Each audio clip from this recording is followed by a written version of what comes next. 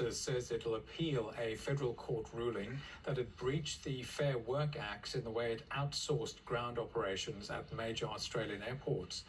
SBS Finance Editor Ricardo Gonçalves joins us now with more. And Ricardo, it's a partial victory in the courts for the unions. Anton, and now around 2,000 workers in baggage handling, refuelling and aircraft cleaning roles want their jobs back. Theo Seramatidis once drove trucks delivering linen to Qantas planes. Then earlier this year, he believes Qantas used COVID-19 as a cover to dismiss him and 2,000 others in favour of cheaper subcontractors. For sure, yes. They used COVID to outsource basically. Qantas has argued the outsourcing was purely for desperate commercial reasons, a pandemic which ultimately drove a $2.7 billion loss last financial year.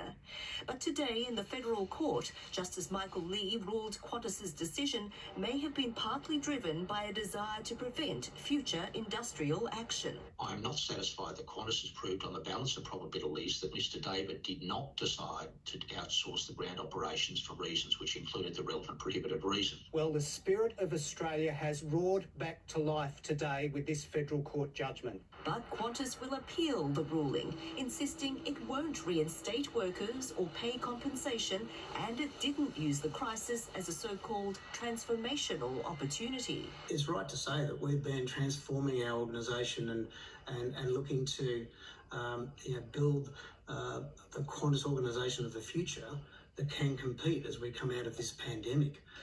But at the time we made this decision, the decision was based on securing those savings that we needed in order to recover from this pandemic. But one employment relations specialist sees national significance, saying it's the first time this century that an employer has been successfully challenged by a union fighting outsourcing. This could signify a turning point for employers who've been very inclined over the last generation to outsource jobs, not only within Australia, but also overseas. Call centre jobs, for example. Rena Sarapayat, SBS World News. Well, it would